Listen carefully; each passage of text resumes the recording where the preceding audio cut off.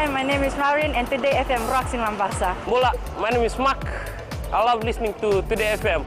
Today FM rocks in Makassi. Hey, Bula from Rockawaki. I'm Mentor. I love listening to Today FM because they're playing my hits. Today FM rocks. My name is Enrico. I love listening to Today FM. Today FM rocks in Suba. Hi, I'm Asrika and I'm from Lotoka and I love Today FM. Today FM rocks. Bula, I'm Siva. I'm from Bat. I love listening to Today FM. Today FM rocks. Today's hit music on Today FM. At Avanaka, Fiji, in this bulletin, Education Minister hits out at Vulangi comment. Police admit to crimes issues. And all school drug cases to be investigated. From the studios of FBC Suva, Edwin Nunn. Minister for Education, Heritage and Arts Rosie Akbar says she proudly calls herself a Fijian and does not see herself as a Vulangi. Speaking at a conference in Lotoka, Akbar asked how she could be a visitor when her grandparents and father were born and buried in Fiji. This was in direct relation to events of the past fortnight when the Indo-Fijian community was attacked by Sodelpa MPs Ratu Naingama Balavu and Moses Mbulitavu. The two have branded Indo-Fijians as Vulangi or visitors, with Mbulitavu also shaming Indo-Fijian women, calling them unfaithful wives and the reason they have been stabbed to death. I certainly do not see myself as a Vulangi in this country. This is my home. And this is a home to many of us, and it should remain a home to many of us and those that are going to come after us, our children and their children and their children. The Fiji Police Force has admitted it has not properly dealt with some recent issues raised by the public about a lack of service. Assistant Commissioner of Police Rusiate Tundravu says the force has the manpower and the capability to fight crime, but they cannot be present quickly everywhere. Tundravu adds they're calling on Fijians to assist when officers are not present during unexpected situations. I admit that there are some of the issues that have been coming up which is not properly dealt with at our initial actions, but we are trying our best. We are trying our best to get that fear out of the members of the community that we are not doing anything. No, we are doing as much as we can do, but there are some cases that we are not there just during that time. A clerical officer charged with being in possession of illicit drugs has been further remanded. Medeseni Asinate Luisa Lendua appeared before the Suva Magistrates Court yesterday. Lendua has been charged with 1 count of importing illicit drugs and 1 count of being in possession of illicit drugs, namely methamphetamine. She was arrested last Friday after picking up a parcel at the Suva post office. The drugs, weighing 101.4 grams and valued at $115,000, was packed in a bottle of peanut butter, which was sent from America. The Magistrates Court said the matter was serious and a formal bail application needs to be filed before the court could consider the same. The case will be recalled on July 17th for a bail hearing. The Ministry of Agriculture will be conducting a desexing program for at least 50 dogs in the coming days. This is part of its program of maintaining a healthy dog population in the urban areas. The desexing clinic will be carried out at the Vatuanga quarantine station by veterinary students of Charles Sturt University. The ministry says they will only accept the first 25 clients over the next 2 days, starting today. Any drug-related cases reported in schools will be investigated by police. Deputy Commissioner of Police Rusiate Tundravu says as drugs become an increasing concern in schools, police will continue with awareness. Tundravu stressed that police cannot tackle the issue of drugs alone and will need the help of the community and schools as well to play their roles. Especially at the schools, we have been coming out loud and clear that we will investigate all cases in schools. Even though there are some internal policies that are guiding them in regards to that. But if somebody has breached the law, then police will come in and investigate.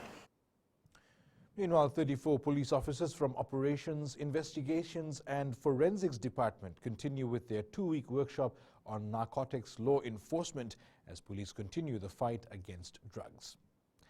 Since 2013, the Fiji Ports Corporation Limited has removed about 28 wrecks from Suva Port's boundary. Acting Chief Operating Officer Anare Leweningila says they've recently removed 2 wrecks from the government shipping services area.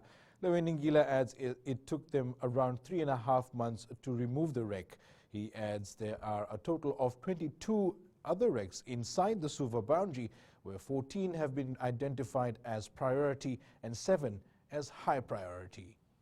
Removed this year was the Southern Phoenix. You well known that it went down in 2017, and then exactly 2 years we did have it removed in May. Farmers should take ownership of the cane access roads provided to them by the government. This follows multiple complaints received by the Permanent Secretary in the Prime Minister's office, Yogesh Karan, regarding poor quality of cane access roads. Karan says they will work closely with road contractors in order to address the issue. At the moment, there has been so much complaints given to me that the quality of aggregate, the quality of material put on the road, and the right number of loads varies with the what's on the invoice being paid. The bridge constructed at Vesindrua in Senganga has been completed and is now open to motorists. This will now allow for the Fiji Roads Authority to commence replacement works for the Vesindrua Bridge. Eleanor Turangai reports. Vesindrua Bailey Bridge is the longest single-span Bailey Bridge in the country. It is 51.816 meters and provides a safe access for buses, cars and trucks accommodating 18 tons. According to Fiji Roads Authority CEO Jonathan Moore, the Bailey Bridge can sustain legal loading, but because the adjacent Korabula Bridge is restricted to 18 tons, it will be maintained at that until the Korabula Bridge is replaced in the next 3 months. Traffic at the Bailey Bridge is controlled by traffic signals at both ends of the bridge. The FRA is advising drivers to adhere to these signals. Drivers are also urged to drive as per the posted speed limits and comply with the legal load limits. The speed on the approach road is controlled to 30 kilometers an hour, while on the Bailey Bridge, speed is 10 kilometers per hour.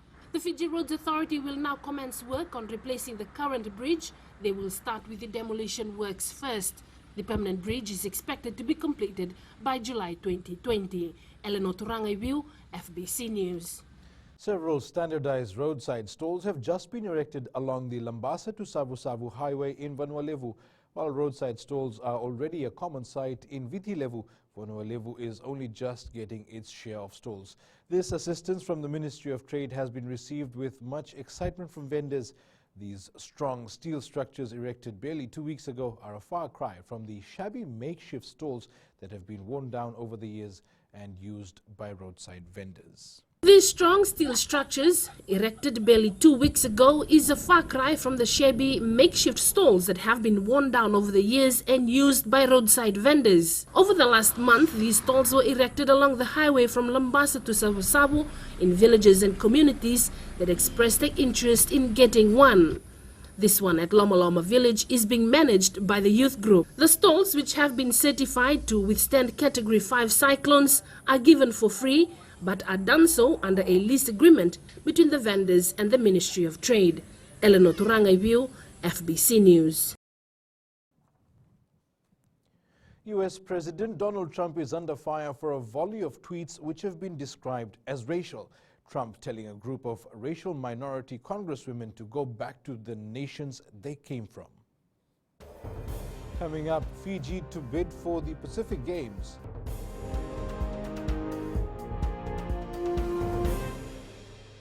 Zola ngwela o veteranu ako itabua ako do talitay na barongo na Bula FM nambando na seri Bula ang gono ilutoka do talita ka ng Bula FM berarti nambando na seri ni Bula binaka nanreke ngo sa Bula FM nga na kasi nalango sa mundo active na Bula FM nambando na seri nusuri ni Bula binaka nalango Jerry yang melambasa do barongo nga na Bula FM Bula FM, number 2 and seri.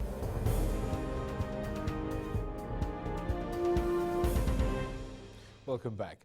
Fiji has made known its intention to host the 2027 Pacific Games. FASANOC President Makarita Lenoa says Fiji verbally informed the Pacific Games Council of this. Lenoa adds they will now have to follow the process of putting together the official bid, which they will work on with the government. She says a few other countries, including Guam, informed the Pacific Games Council yesterday of their interest to host the 2027 Games, which, Lenoa says it's all verbal at this stage, but it will take about a year to put everything together for an official bid. Fiji NOC had expressed the interest for Fiji to bid for the hosting of the 2027 Pacific Games. So there will be a process followed, and it's something that we will have to work with the government of Fiji for. So when we go back, then we will meet with the ministry and stakeholders to prepare for the bid. Team para table tennis rep Mary Roden has defended her Pacific Games title.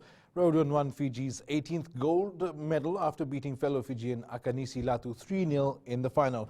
Only 3 athletes took part in the event, which means the bronze medal went to Tonga's Satua Ngungutau.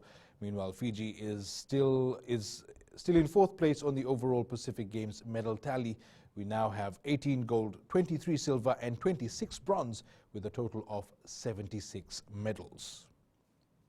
The Fiji Pearls have suffered more disappointment at the Netball World Cup, losing to Samoa by 1 point this morning.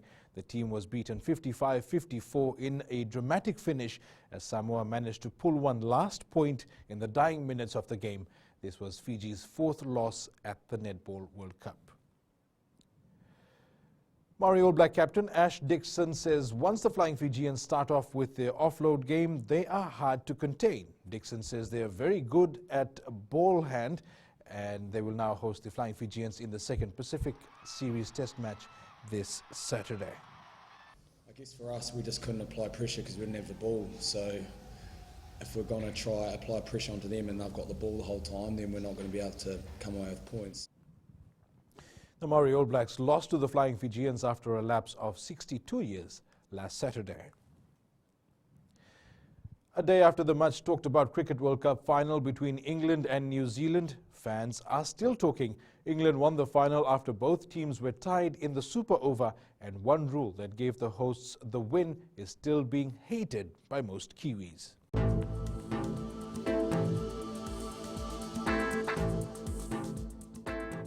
Fine apart from isolated brief showers over Lau and Lomaiviti group, the eastern parts and interior of the larger islands. Elsewhere, mainly fine weather, moderate southeast winds, fresher times, moderate to rough seas. And that's your FBC Morning News. Remember to join us at 1 p.m. and at 7 p.m. for our major bulletin. For these stories and others, you can also tune in daily to our sister radio station, Gold FM. That's it from me for now. Have a good morning.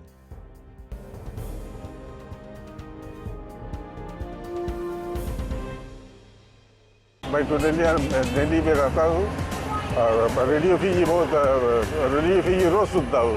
मेरा नाम सुखराम है, मैं नंदूरू नौसोरी में रहता हूँ। हमेशा मैं radio Fiji 2 सुनता हूँ। रेकी वन नाबू, हमारा नाम है विनोद लाल फैंटम। रेडियो फीजी 2 हम लोग बहुत लाइक करता हुआ ये सुनता हूँ। हम विनल प्रकाश है, गोल्टन तामुआ में रहता है और सबको रेडियो फीजी 2 सुने, सबको लाइक करे। हम एक कलाकार है, लोकगीत कमलावती नारायण बतीरी सिंगर टोका के, और रेडियो फीजी 2 हमें बहुत पसंद है। रेडियो फीजी 2 देश की धड़कन।